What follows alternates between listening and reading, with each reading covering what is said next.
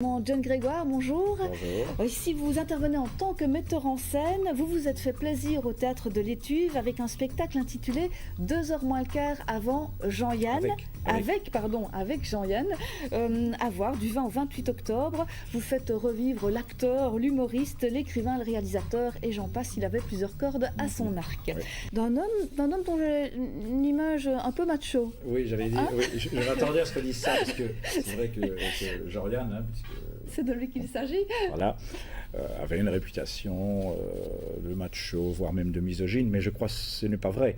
Ce qu'il y a, c'est notamment au cinéma, on l'a souvent cantonné dans ce genre de rôle, et pas tellement lorsque c'était lui qui écrivait ou qui mettait en scène, mais plutôt dans les années 50-60, des tas de réalisateurs français à l'époque. Vous savez, dès qu'on avait tourné un ou deux films dans un certain style, on était cantonné dedans, et voilà. Donc, alors certes, c'est un homme un petit peu, je dirais, brut de décoffrage à la base, mais je crois aussi c'est dans l'esprit franchouillard un peu français Bien des sûr. années...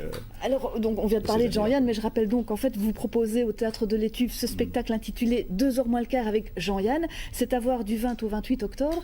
C'est quelque chose qui vous tenait vraiment très fort à cœur. Oui, ça faisait des années que je voulais monter quelque chose sur Jean-Yann, mais longtemps on a été barré à cause des droits d'auteur. De son vivant, Jean-Yann refusait toute possibilité. Caractère pas facile, hein? Non, et puis ouais, c'est un choix. Oui, bien sûr. Et puis plus tard, bon voilà, avec les ayants droit, on a pu s'entendre. Maintenant, il y a eu un spectacle qui a eu lieu à Paris il y a quelques années. Et là maintenant, nous, avec Stéphane Strepen au départ, et mes complices habituels, Philippe Dangis et Karine Van Lippeveld.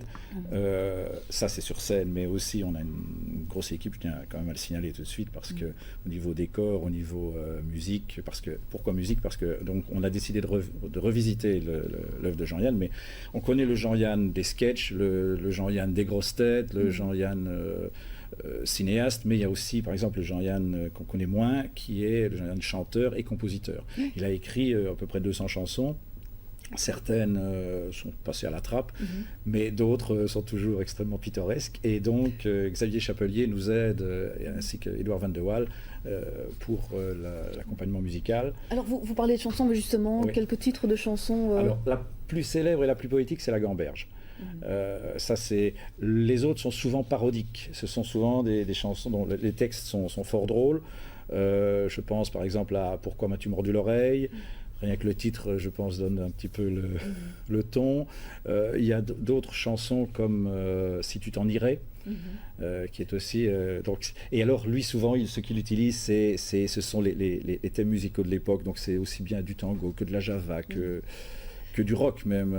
Alors, on vous sent complètement dans le sujet, et en même temps, Jean-Yann, il est mort en 2003, c'est ça, vous me disiez? En 2003, donc, oui, il allait Ça avoir 70 ans, je pense. Peut-être pour un public plus jeune, il est peut-être moins connu. Je Voilà. ne sais pas, Nastasia Kanev, si je vous parle de Jean-Yann, si vous vous souvenez de ses films ou... spécialement. Non, mais non. Voilà. Et c'est justement, c'est pour ça qu'on s'est dit qu'il fallait absolument monter ça maintenant, parce que après nous, il n'y en a plus qui le connaissent vraiment bien. Donc je ris un peu, mais justement, je crois qu'il y a une façon de présenter les choses pour justement faire découvrir quelqu'un qui, à mon avis, dans 20 ou 30 ans, quand on ne sera plus nous, on sera redécouvert, mais avec un décalage. Ici, il y a quand même encore une continuité avec une partie du public qui a connu, non seulement qui a vu ces films, mais aussi qui l'a vu, pour certains l'ont vu sur scène. Bon, ceux-là commencent à être un petit peu âgés quand même, mais...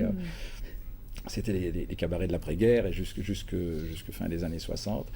Et aussi, alors, il y a le Jean-Yann écrivain, parce qu'il faut ça, comme fil rouge, j'utilise entre autres des extraits de L'Apocalypse est pour demain, qui est un livre prémonitoire qu'il avait écrit fin des années 70 sur ce que l'automobile pourrait engendrer comme problème, à une époque où elle engendrait déjà beaucoup, mais ce n'était pas comparable par rapport à aujourd'hui. Et ça, c'est plus ou moins réalisé, ce qu'il annonçait dans son bouquin? Je suis content que tout ne se soit pas réalisé, parce que c'est assez monstrueux. Okay. Mais c'est toujours... Il faut se dire que dans l'œuvre de Jean-Yann, que ce soit le Jean-Yann écrivain, le Jean-Yann cinéaste, le Jean-Yann chanteur ou compositeur, il y a toujours, bien sûr, l'humour. L'humour souvent grinçant, mais toujours présent. Et ça c'est... Il y a une façon, avec l'humour, je le dis souvent, mais de faire passer énormément de choses, même bien plus profondes qu'il n'y paraît à la base. Mais à vous entendre parler de lui, on se rend compte que c'est un univers encore plus riche que ce qu'on imaginait. Ah oui, parce que il y a un esprit Jean-Yann, il y a un, comment dire, c'est un touche-à-tout génial, je peux pas mieux dire. C'est un spécialiste du rien, dans la mesure où vous savez, c'est pas commun d'avoir quelqu'un qui a pu réussir à faire des films, à être acteur bien sûr, à écrire des livres, à faire des centaines d'émissions de télévision. Écrire des chansons. Des chansons, à peu près 200 chansons. Et même, par exemple, il a été scénariste de bande dessinée. Ah oui, je ne savais pas du tout, mais voilà. Certes, c'était des bandes dessinées post-68 art de Tito Topin, mais je crois que le titre du premier volume, c'était La langouste ne passera pas. En tout cas, on vous sent passionné par votre sujet. Et c'est donc 2h moins le quart avec Jean-Yann, à venir voir à l'Étuvre du 20 au 28 octobre avec 3 ou 4 comédiens sur scène. 4 donc Karine Vanipevelt, Philippe Dangy, Stéphane Strepen et moi. Voilà, metteur en scène et comédien aussi. Vous n'allez pas vous en priver. Je ne me suis pas mis en avant, mais j'aime bien être là aussi. Voilà, mais j'imagine. Voilà. Toutes les infos pour les réservations également sur le site théâtre-étuve.be. Merci beaucoup, John Grégoire. Plaisir. Et on sent que vous rêvez de Jean-Yann. D'ici le spectacle.